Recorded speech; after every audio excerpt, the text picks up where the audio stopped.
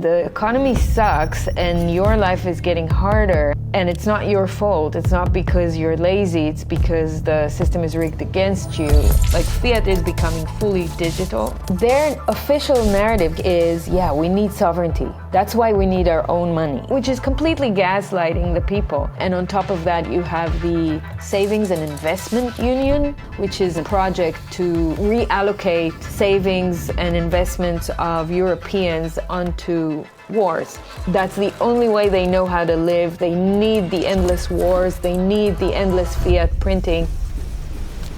El Salvador brought me there for the third time in the past 12 months. Like, when we were in dinner with him, we asked him, what do you think about Bitcoin? And the first thing he said is, Bitcoin should be currency. One of the biggest challenges in the world for humanity, the attempt to control everything. That is like the root cause of a lot of our suffering. So it's just like let go a little bit. I think you'll be surprised to see how life is just taking care of itself.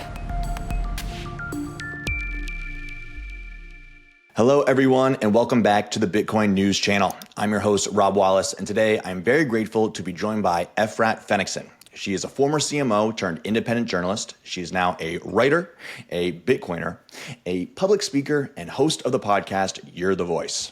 Efrat, how are you doing today? Very good. Thanks for having me, Rob. Absolutely. So I've been following your journey for, 2 years plus now. And this last year, you have been everywhere across the globe. It's like, where in the world is Carmen Sandiego?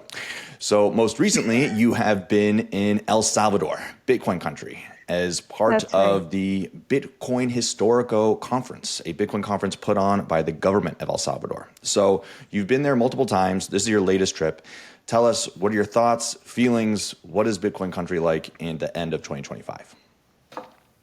Right. So El Salvador brought me there for the third time in the past 12 months, not just for Bitcoin Historico, but I think that was the crown jewel of that week. I was there in 3 different conferences, and I think each one of them represented something very different, which was very cool to see. The first one was actually a health and well-being conference mixed with freedom and sovereignty, and many Bitcoiners were there as well, but it wasn't a pure just Bitcoin conference. What I liked seeing about the fact that it actually happened is that, take us back, 3-4 years ago, thinking about holding a health and well-being, sovereignty, freedom kind of conference was almost impossible. When the end of the world pandemic came in and everyone were afraid for their lives, and you were not even allowed to voice different opinions and go outside the mainstream narratives of the media and the governments, it was almost impossible to think that a conference like that could have happened. And in all places, it happens in many other places around the world, definitely in the US, some in Europe. I have been to some of those conferences, but there are not many. And people are still very careful when they put them together. And in El Salvador, the difference was, I came there for that conference, it was treated as any other conference, right? It's like, you can talk about anything, you can do anything. Like, there was not even the organizers, the participants, no one had this hesitation of, can we talk about these things? Can we bring up those voices? Can we bring some of those doctors that were censored during COVID, researchers, healers, trainers, like so many different people. And so the freedom in that was refreshing and was very uplifting, because you don't see that level of openness, real openness, not like, inclusivity and, you have to be in a certain type of group in order to be included and promoted. But this was really like completely free. And people from all walks of life came there, spoke, presented their solutions, and it was very cool. So that was like my opening of the week. And then Bitcoin Historico came in, which, as you said, was organized by the government. And I think if we just stop to think about that fact, this is the first conference that I have been to, and I've been to many, that is actually fully endorsed and put together by a government of a country. Okay, now we know the history of El Salvador with Bitcoin. So yes, it's less surprising, but still, there is no other government or other, institutionalized political entity that have put together something like this in the past years. I have not seen any. It's all like, companies, whether public or private, media companies, etc. But this is a government putting this together, and they're showing that they're fully endorsing this thing, whether it's money, asset, it's got all these facets, and they're promoting it. And you and I both know, and the listeners also know, that in the end of the day, if you hold Bitcoin in your self-custody and you use that to amplify the level of freedom and sovereignty you have in your life, it will allow you to do so. It may be a little bit difficult. You have regulatory constraints in the middle. You have several limitations depending on where you are and how you do things, but it's possible. And so seeing a government and a country actually pushing people to learn more, to do more, to build innovations, startups, bring investments to the country all around this thing that promotes freedom and sovereignty is unique, right? It's never been done anywhere else. And when you go in there, you get this book, Welcome to Bitcoin Country. No other country that I know of calls itself Bitcoin country, nevertheless has a government office called the Bitcoin office. I mean, this is already unique. And then you have the blessing of the president showing what is Bitcoin. Bitcoin is money, Bitcoin is this, because it's like the whole thing speaks different. You don't get that anywhere else. Now, I was not paid by the government of El Salvador to endorse them on this, but I did speak at the conference. But my talk has criticism all over it, like for various things around Bitcoin, around institutions adopting it, etc. It's not like I'm coming there and I'm only sucking up to someone. I'm also voicing my criticism. CBDC is a risk, stablecoins are risks. Like there are various things that are happening right now that people need to be aware of. And I spoke about all these things, including El Salvador repealing its legal tender status earlier this year. I think it was January. And since then, since it took the deal with the IMF to fund, I don't remember if it was $4 or $5 billion to help them to cover the debt, etc. There are various factions of power in place in that little country that little country has to maneuver, has to treat. But at the same time, even with all these hardships, it's still put on its forefront Bitcoin country and, Bitcoin office, and invites all these people from all around the world to come and see what El Salvador is building. So to me, it feels like, when you look at the grand scheme of things of how El Salvador is doing with Bitcoin, it is still leading the way. But maybe I'll put in the third vector, like the third conference I've been to, which will probably complete the picture, and then I'll go back to my conclusion about it. So the third conference, 2 days after Historico, was adopting Bitcoin. And I think this is like the third or fourth year that it's happening in El Salvador. It's definitely not the first.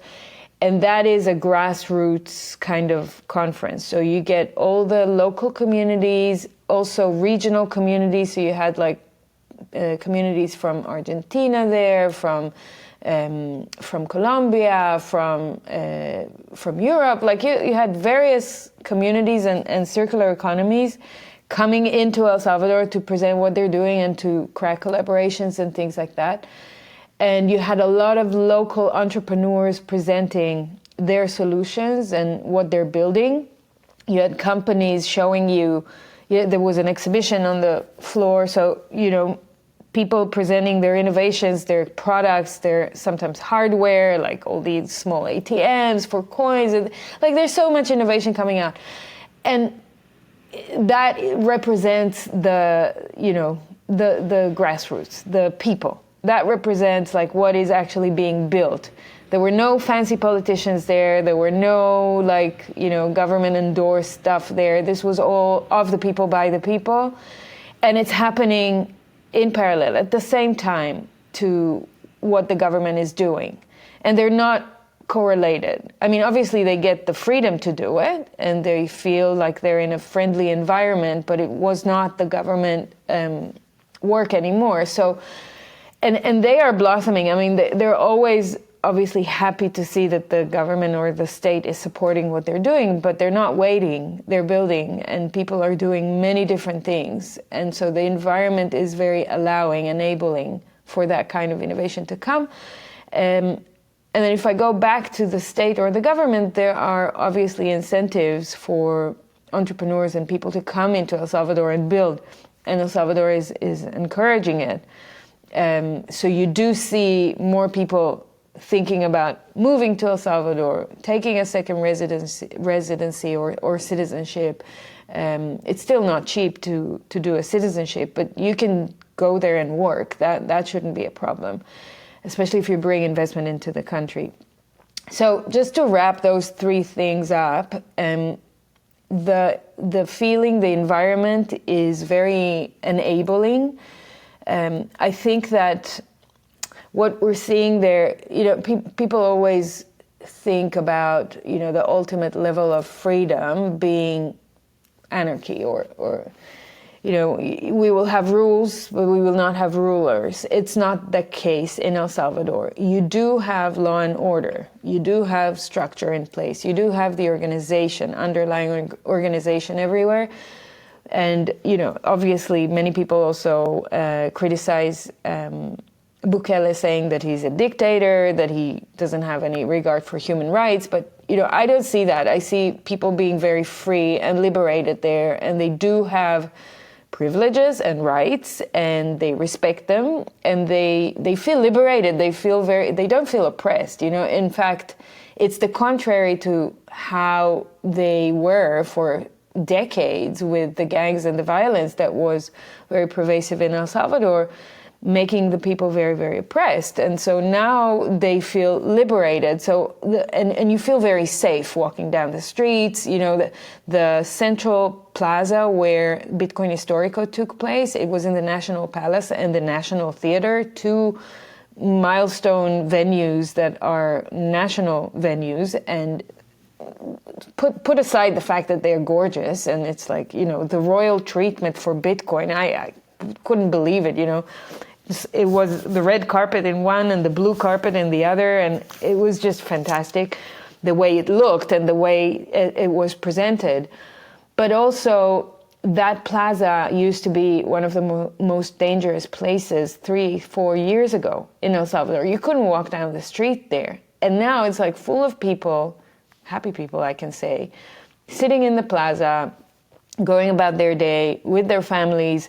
You can pay in Bitcoin everywhere around that plaza in the shops. We bought ice cream and food and everything. We paid in Bitcoin. The whole week we paid in Bitcoin. And no one told those merchants, that week tourists are coming, you need to have Bitcoin working. It's like, that's how they roll, And obviously this is still small, and this is not like all throughout the country, and many merchants do not accept Bitcoin yet, and many people do not know Bitcoin and its power yet. I'm talking about the locals in El Salvador. But it's definitely a few steps ahead of many other places around the world. And I think that, you're starting to see signs of the United States going that direction, allowing for merchants to accept Bitcoin. We've seen the latest news of Square, enabling 4 million merchants to accept Bitcoin. It's phenomenal. This has already started in El Salvador. There is an emphasis on education, whereas in the US there is not yet. So the education of the people, Bukele and the Bitcoin office have various initiatives in place to educate children and teenagers about financial literacy and Bitcoin. They're putting it into schools. They are renovating some of the classrooms inside of schools to be special classrooms for learning Bitcoin and learning about sound money, with Lena and the little hodler and other initiatives. They've put out a textbook in Spanish to teach the children. and they're building more and more schools all the time. So like they're doing stuff. Yes, it's not perfect. Yes, it's not already in place. Yes, it's like it takes time. This is a process. How the hell do you teach millions of people about this new thing? We both know the hurdles people have to go through when they start learning about Bitcoin. So imagine when someone's trying to teach you that this is money. This is going to replace your money. It's not just digital gold. This is money, because this is how Bukele sees it. Like when we were in dinner with him, that was the last night of Bitcoin Historico, we asked him, what do you think about Bitcoin? And the first thing he said is, Bitcoin should be currency.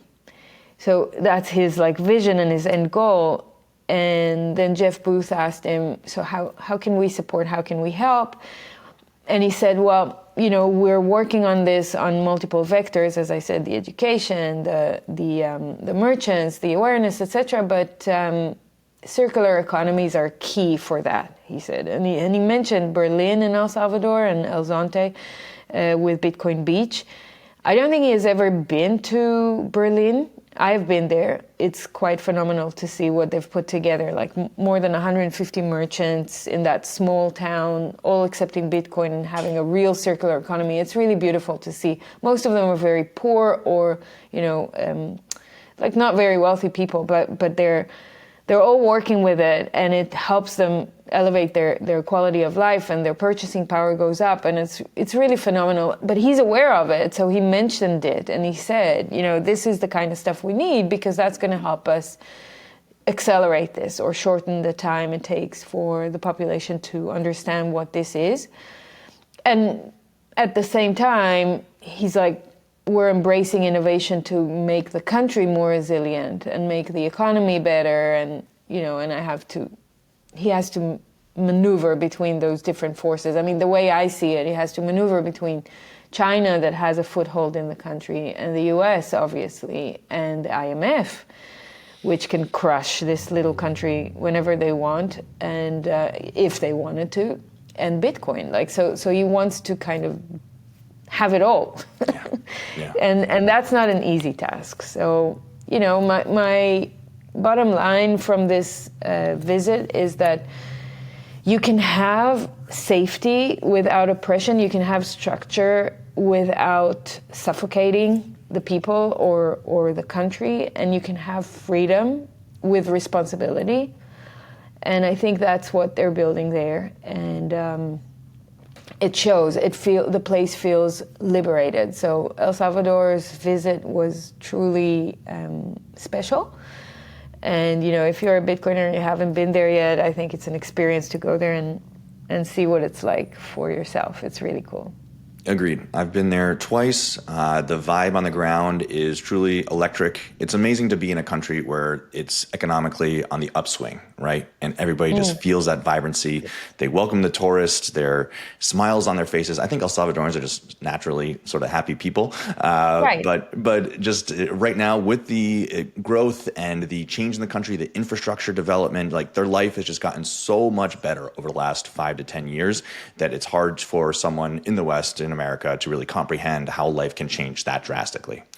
And so, yes, if you're a Bitcoiner, got to go down there. But you met Bukele, you had dinner with him. In terms of his charisma, his riz, what was it like to be in presence of the Bitcoin president?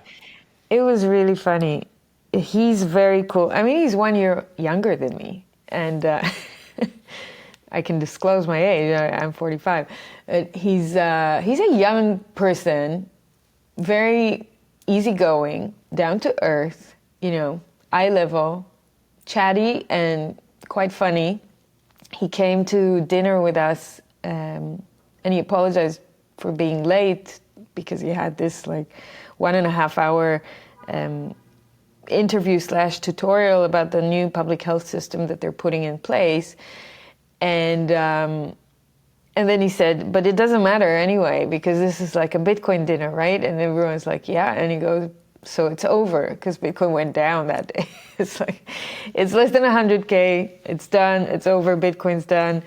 So, you straight away know that the guy knows what we're talking about. And it's still a presidential, royal palace kind of dinner, so you have to like follow the manners, and people don't speak until he speaks, and the whole thing. I was not brought up in a royal palace, so I was quiet to just observe and see things, and it was really nice to see how he's very personal with people. He knows who they are. I mean, at least he's interested in people's stories and who they are and what they do. And he even knew my podcast. So I think he's following like Bitcoin content, Bitcoin related content. So he's seen my podcast. He's seen like, I know who you are. And I said, thank you, because, the place I come from does not have hope for me, and at the moment anyway, and there's so much violence, and just seeing that there is a place where you can live differently, when you can actually restore hope and trust in people, is really uplifting.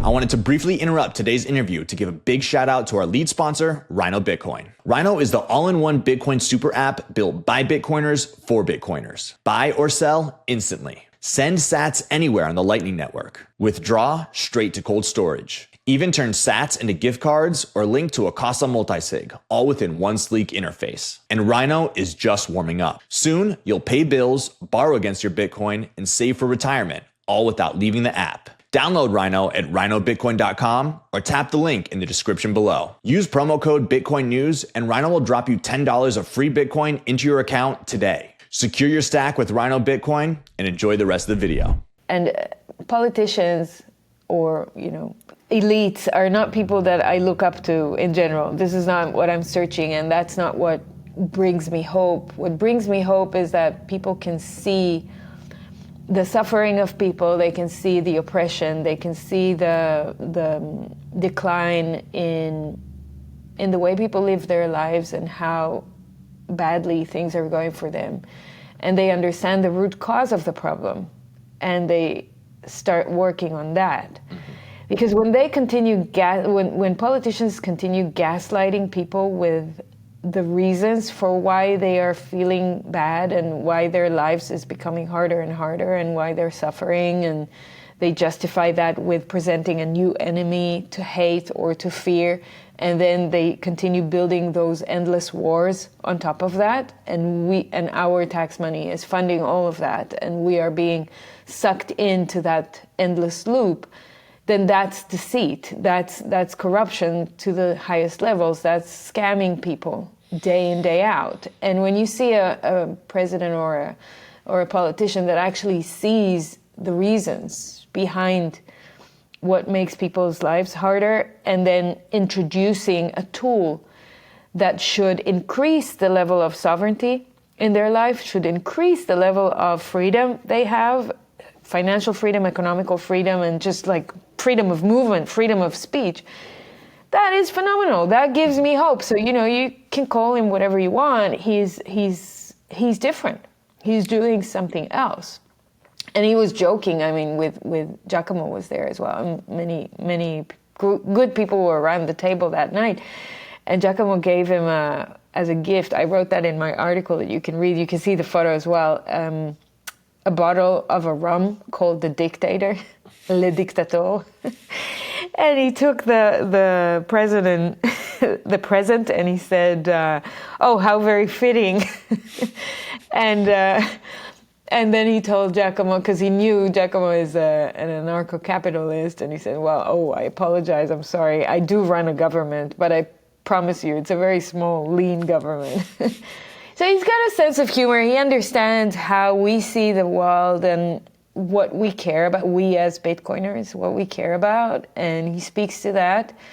I don't think he's sucking up, he doesn't need to do that. He didn't need to invite us for dinner and spend like 2-3 hours with us just chatting about the state of things in the world and technology and innovation and Bitcoin in general. And he did. So, we're no one important in the grand scheme of things in terms of shifting and moving things politically or demographically or geographically or geopolitically. We're not, but we are plebs that have, we all know as Bitcoiners, we do have a very strong influence in how life is going to be lived in the next decades.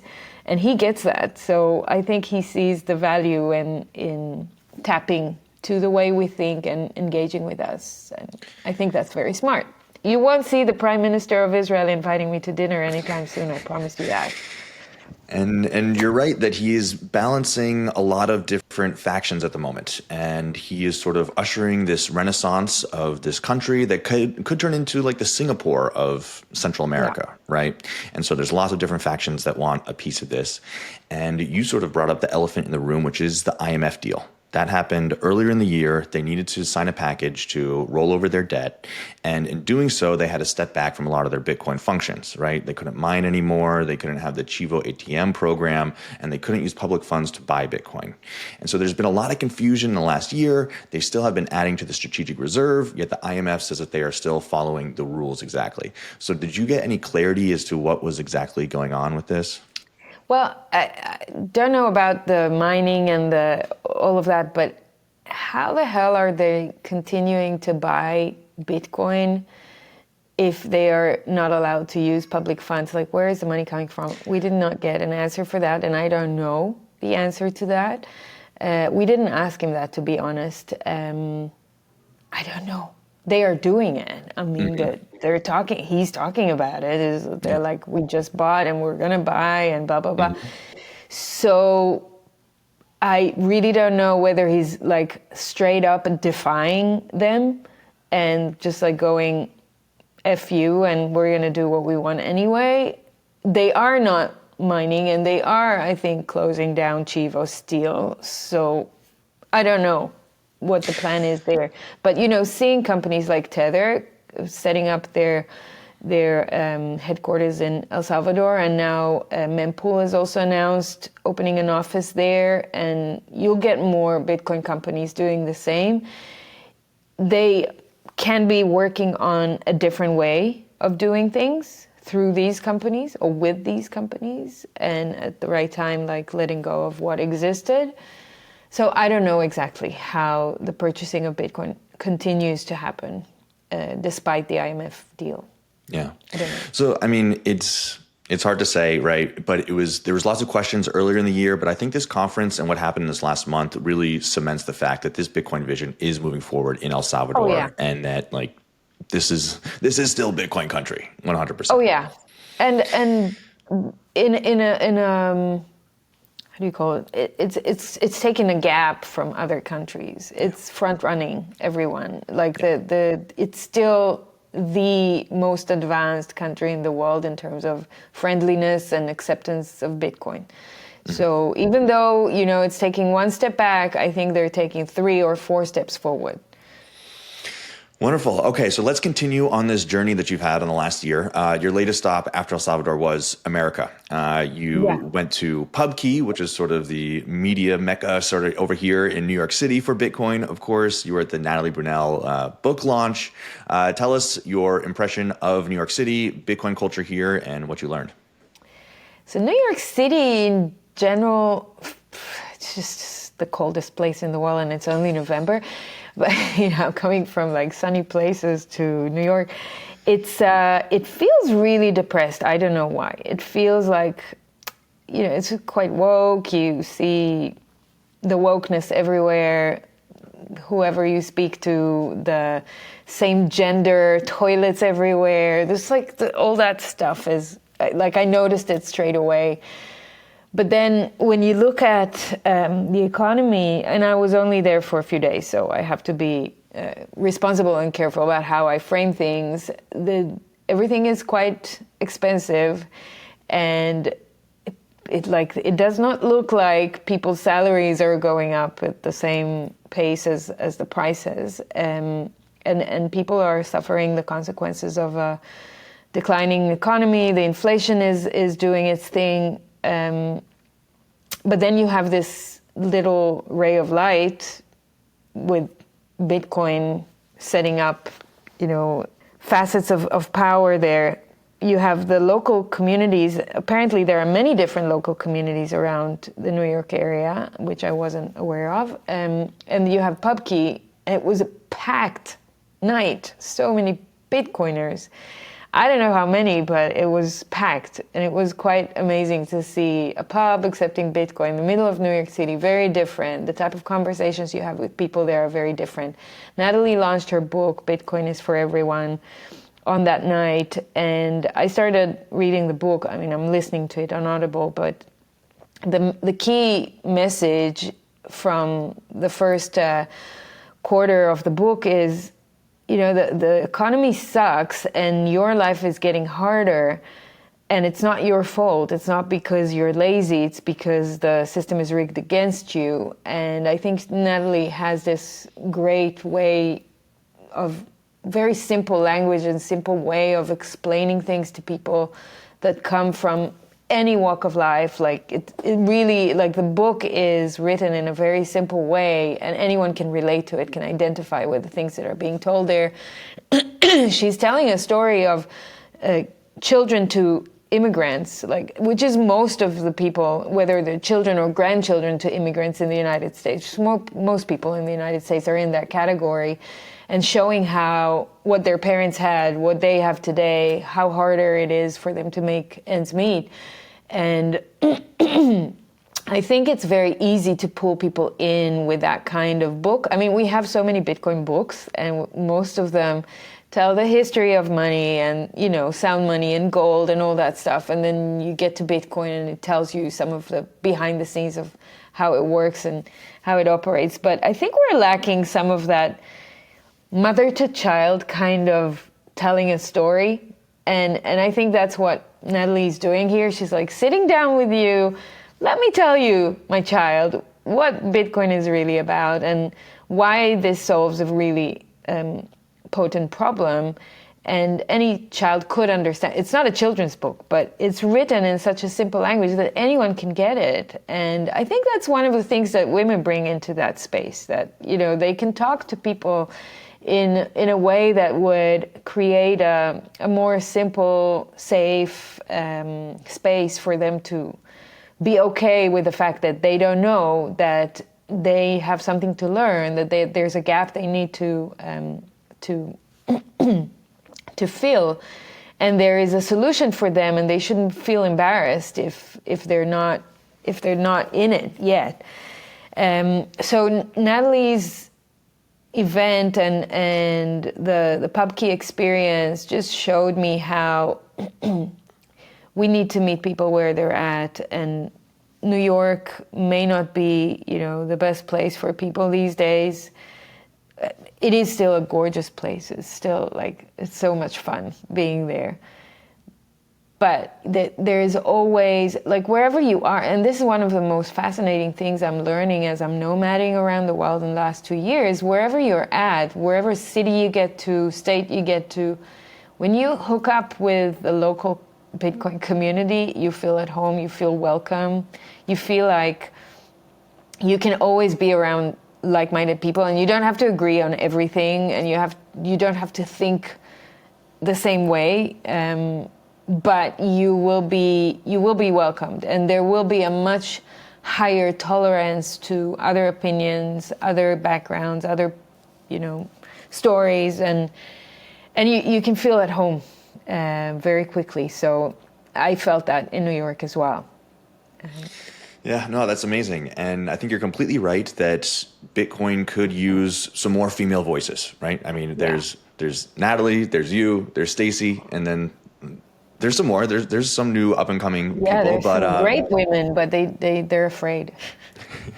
And so I have to bring up a little bit of social media controversy that happened with this, right? So at the top of the 2021 cycle, Natalie posted a picture of her with all her girlfriends out at dinner, and that sort of marked the top. And then she just posted a female dinner picture with you in it, right, from this last week, and that also sort of marked the top. So there was some backlash about this. A lot of people were sharing it on social media saying, why did you do this, Natalie? That was so funny.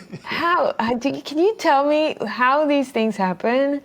Isn't this hilarious? The world's a simulation, right? Right. Everything is cyclical, it's crazy. I don't know. I have no fucking clue how this happens, but, women get together, they have fun, they put a photo up there, and then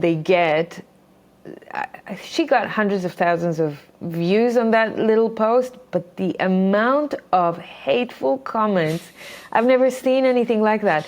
All the dudes going, where are the dudes?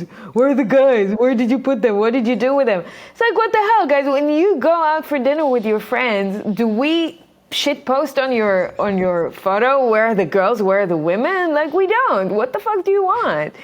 It's totally okay to do that. I have no idea how it correlates with the price, but this is quite phenomenal.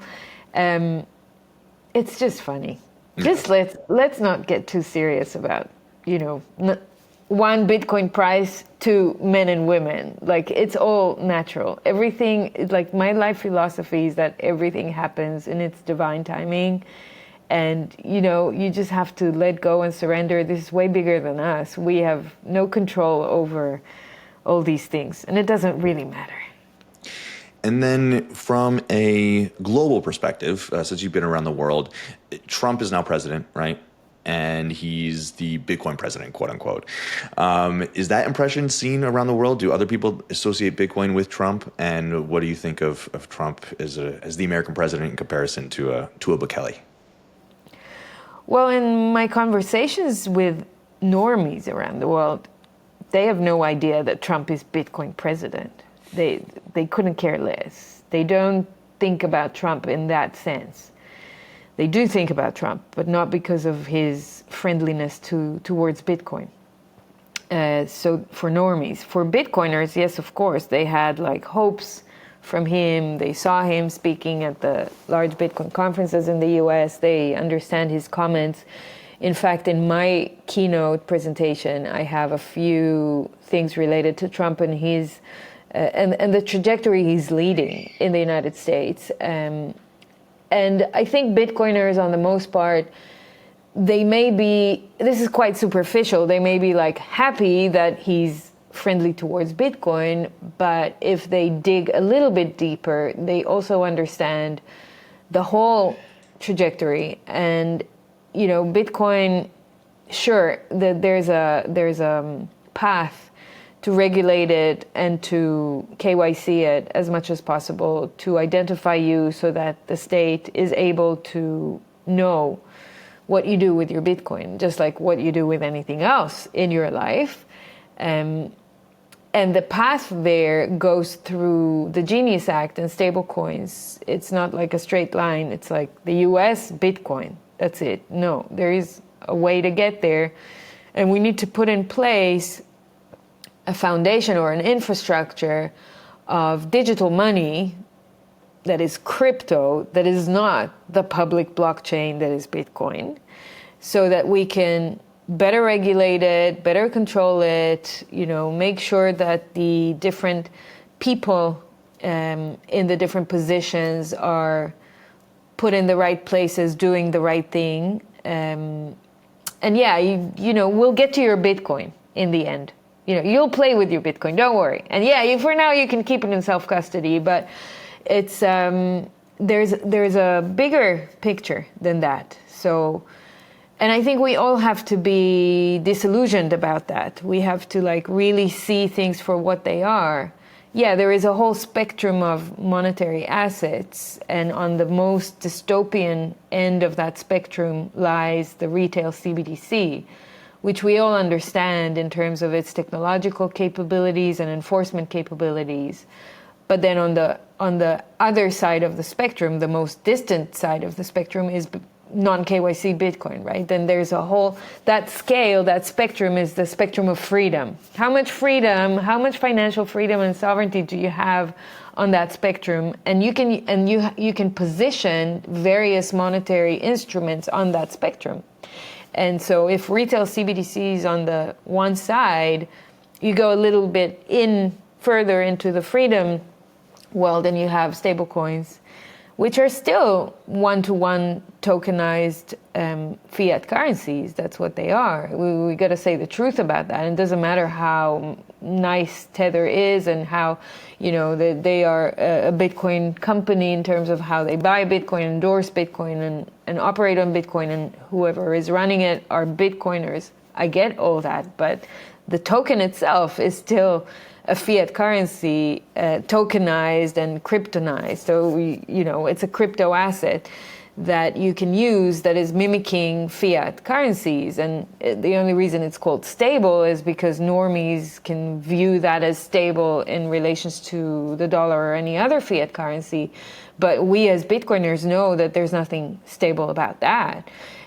But that is the bridge. That is the way to bridge between the traditional finance and the crypto world, to try and bring in as many people as possible. It builds rails, but it also enables surveillance and control by governments. And we know that the stablecoin companies are being regulated, and when they get the note from any three-letter agency, they will comply, because otherwise they will be shut down, and they will freeze accounts if needed. AML, CFT kind of purposes, but these things are happening, and then you keep going down that path, you get to KYC Bitcoin, which is already better than stable coins. It's Bitcoin, but it's KYC'd, so there are risks associated with that. There's a third-party custodian normally in the loop, and then there's non-KYC and self-custody, and so the spectrum is full of things that you need to learn about and be able to do. And when you speak to Bitcoiners around the world about what Trump is building, about what the US is building in its friendliness to digital assets, yes, we are way better off than where we've been a year ago, or a year and a half, 2 years ago, when we thought we're all going to be doomed under CBDCs. No, now we're starting to see the different shades of gray, the different nuances inside these digital assets realm that we're stepping into. But we have to be smart enough, vigilant enough, awakened enough to look at the different scale of monetary instruments and to pick and choose the ones that will serve us the best, and be aware when we are taking risks. Obviously, on that spectrum, you also have stocks, you also have treasury companies and things like that, other instruments that can serve you, but you have to also be aware and educated about how you use them, if you use them. There's no doubt that the US is leading the way in that trajectory towards running fully digital money. Like, fiat is becoming fully digital, and the US is the first to lead the way. Other countries are seeing that and are starting to take actions in that direction, which is obviously, it's a positive in my eyes. But then the question is, what kind of digital money are they putting in place? And then the world is divided to different blocks or different zones in the way they treat digital money. Yeah, and so then let's take our geographic tour from America over to Europe, where the CBDC push is in full force, right? October 2025 marks the end of the preparatory phase for the CBDC and the push towards the installation of it, right? Lagarde is all about this. And I also think that Europe is sort of scared for their sovereignty, right? If we have stable coins, USDT, able to go and be used in France or Germany or Italy, these countries, their sovereignty is encroached upon, right? The ability to make money is part of their power. So talk about Europe. That's what they say, Rob. But do you buy this? I mean, their official narrative, the rhetoric is, we need sovereignty. That's why we need our own money. That's why we need a digital euro. That's the official excuse. And they're trying to get the Europeans to be afraid of the fact that they are heavily relying on US tech companies, or, Visa, MasterCard, PayPal, whatever.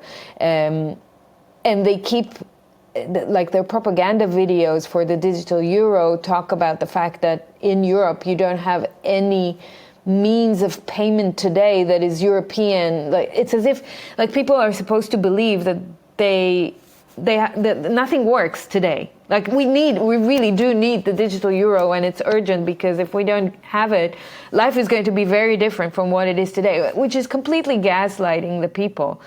I don't think anyone buys it, but the official story is we need this for sovereignty, and if we don't do this, then the US or other factions have too much power over us. Whereas really, the real reason that they're not saying, which you and I both know, is that their fiat sucks, their fiat, the euro is a shitty currency. I mean, all fiats are shit currencies, we know that, they're shit coins, but the euro is suffering.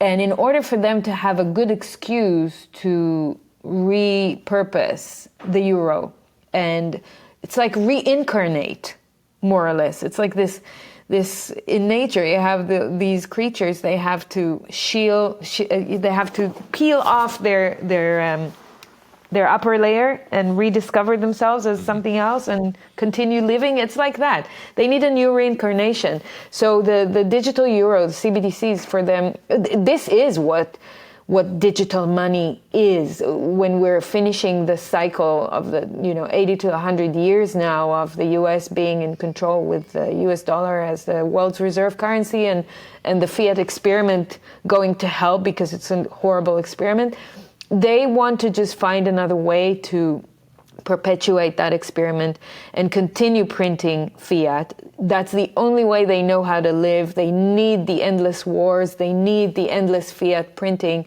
Otherwise, they have no existence. And other factions could come in, decentralized, public, like Bitcoin, could come in and threaten their existence. And on the spiritual level, they're shit scared of that. So they will come up with all these fancy rhetorics and excuses for why we need the digital euro. We obviously don't need it. And the number one rhetoric for it is it's digital cash. It's your cash in a digital form. It's nowhere near cash. Cash has privacy. This does not have privacy. But that is the number one manipulation that they will do on the public. So the official launch stage for the digital euro starts now and will be introduced over the next 2 years. So by 2027, they're supposed to start rolling it out. They call it the official pilot from 2027 to 2029. It's very funny because the way they speak it is also very confusing. Lagarde kept saying October 2025 is when we're launching the digital euro, but what she meant was we're launching the initial stage, the preparation stage of the digital euro. It's still going to take another 2 years. So if you're in Europe and you're shit scared. I mean, you do have a good reason to be scared because Europe is not the best place at the moment. And you do want to start thinking about plan B. I would think about that if I were you. And you definitely want to learn Bitcoin because that's the only thing that can help you more or less.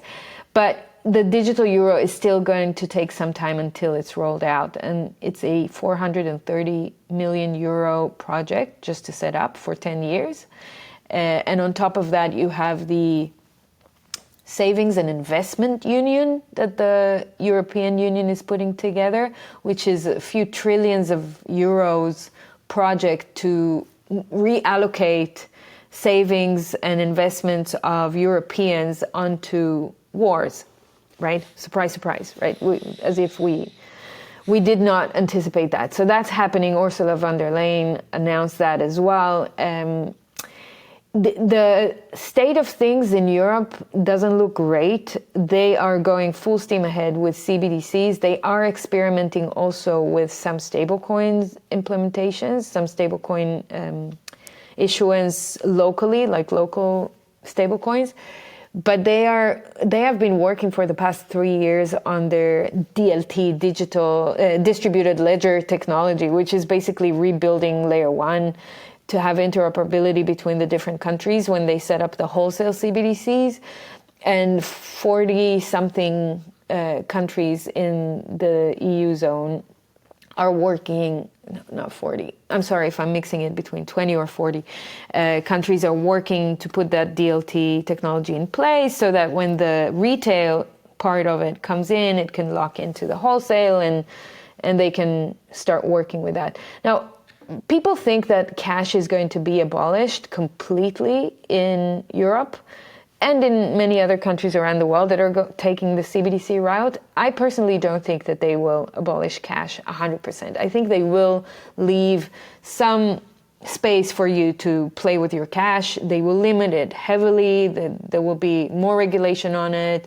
How much cash can you hold? How can you use it? But they know that if they eliminate it completely, it will bring on a big revolt, and they don't want that. So they will keep a little bit of it just to keep you pacified.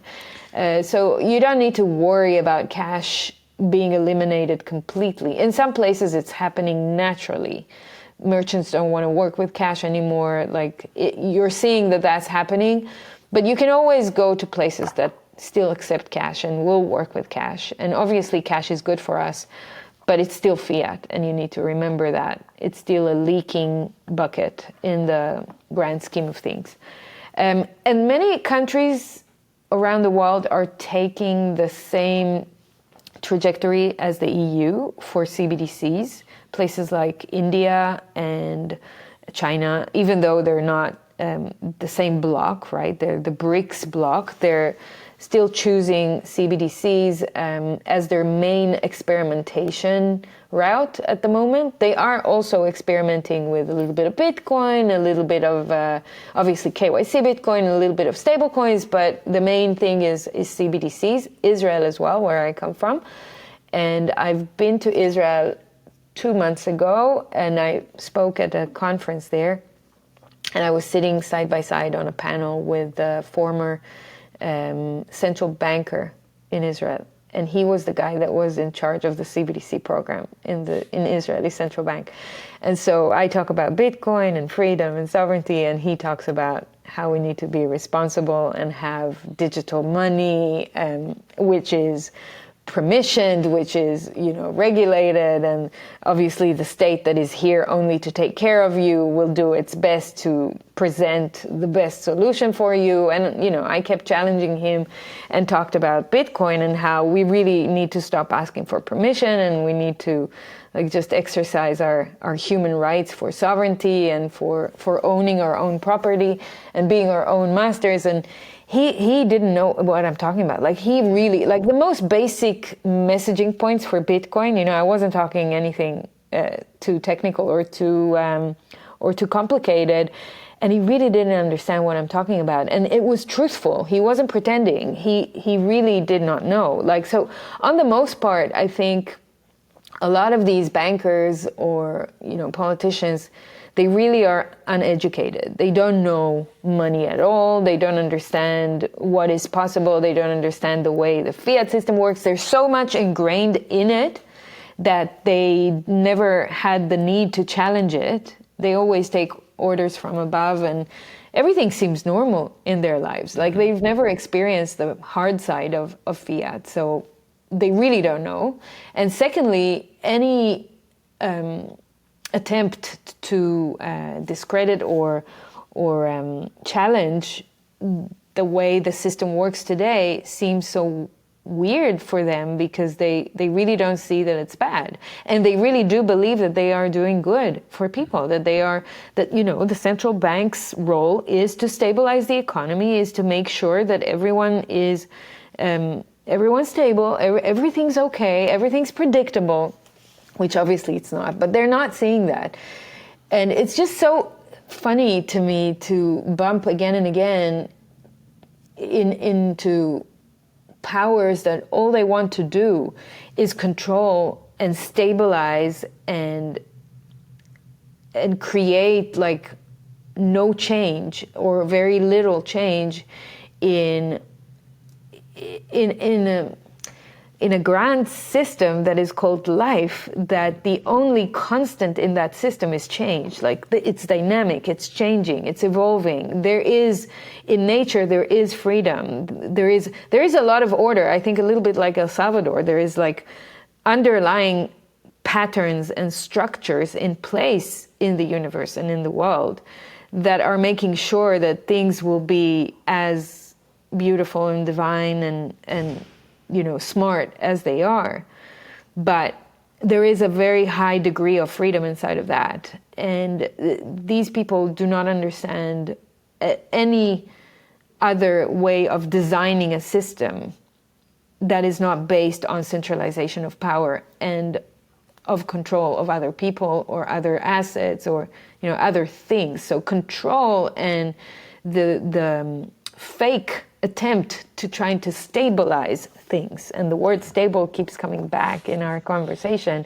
It's like there is no such thing. Like, what is stability? What is like that attempt to control everything? And I think this is also, you know, on the spiritual level, one of the biggest challenges in the world for humanity, for human beings, the attempt to control everything and to control others.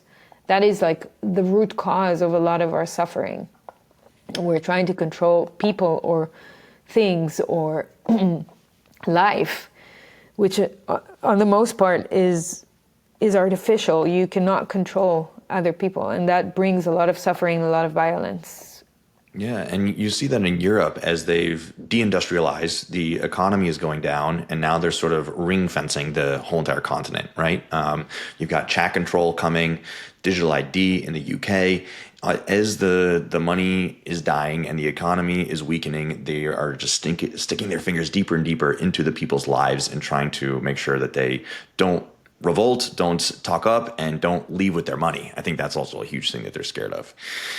So, yeah. Yeah, and currency controls are just a matter of time wherever you are. So you need to be smart about learning about Bitcoin to get your stuff out from any country that you're in if you want to have the freedom to move when things get really, really bad. And when I was in Germany a few months ago, in the south of Germany, this small town that was heavily industrialized over the last decade, it's as if there is no soul.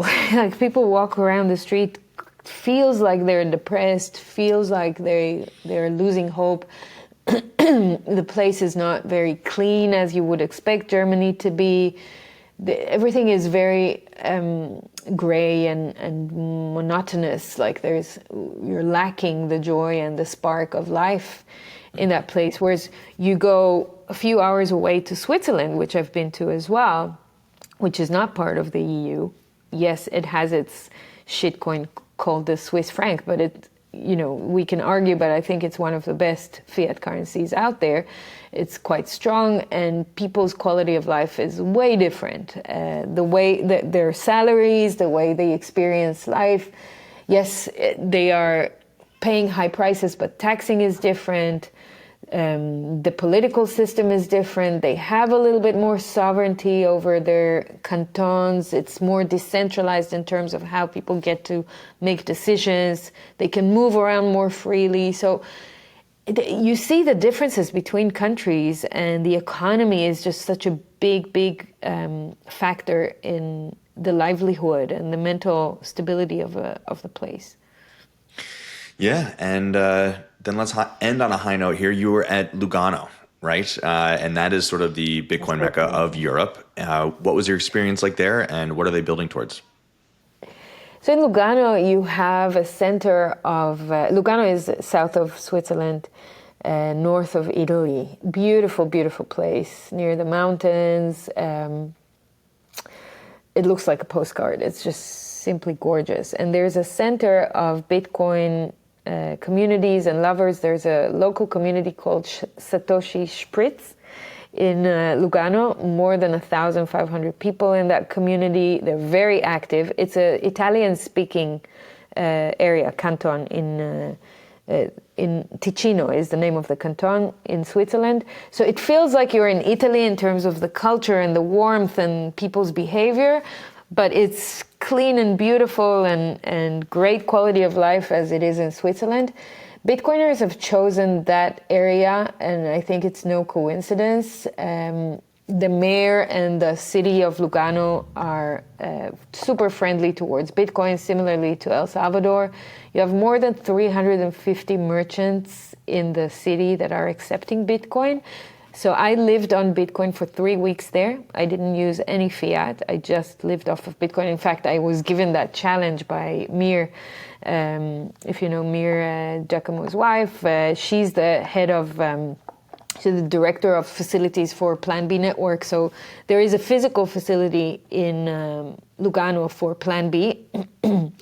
And they do educational courses. They bring people together for the community of Plan B. They support the development of different types of startups and innovations. They have a fund, a new VC fund. They recently did one of those Shark Tanks TV shows for Bitcoin startups. They brought them all to Lugano and they recorded this amazing TV quality in terms of the production level of this show. It was beautiful, and a few startups. I won't spoil it. You'll see it soon when it comes out. But they're really investing in startups as well. So if you're a Bitcoin startup, you have a great kind of accelerator hub in Lugano that is called the Proof of Work space, that you can actually rent a space or just get a space and work from there and collaborate with other Bitcoin startups. I've met a lot of startup founders there when I was there a few months ago. And it's possible to live on a Bitcoin standard when you're in Lugano. So it's another one of those places that you need to know. You probably need to go visit if you're a Bitcoiner. It's fun. It's beautiful. The food is amazing. What else can I tell you? I don't know. It's a great place to be. I think I'm going to spend a few months a year there, as I'm nomading and I can go wherever I want. So that would be one of my places. Yeah. And in 1 hour, we just traveled the world. El Salvador, New York City, Lugano. And I think we highlighted many of the potential problems, the money, the CBDCs, inflation, control, but also a lot of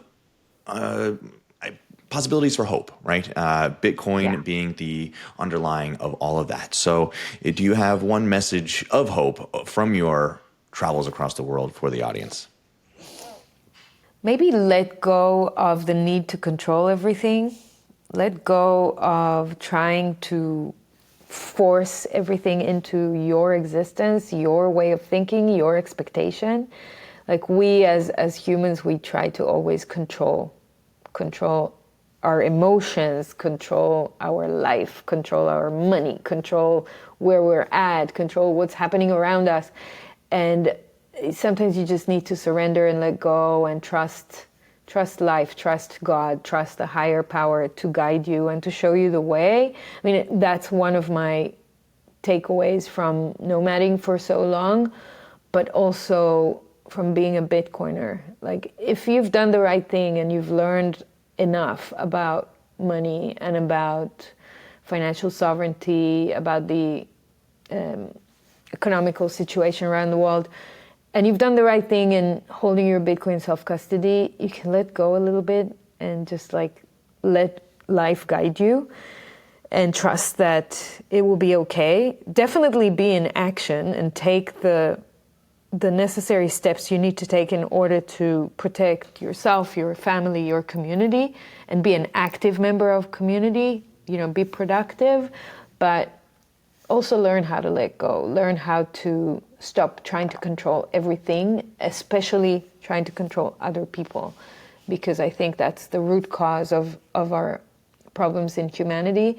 Just let things be and trust that we all have a role to play. We all have the purpose in life. And if we just exercise more freedom, just like the blockchain of Bitcoin has, everything, there are rules, things happen in a cyclical way, Bitcoins are being mined and mining is happening and everything's happening. So it's just let go a little bit and let things run the way they should.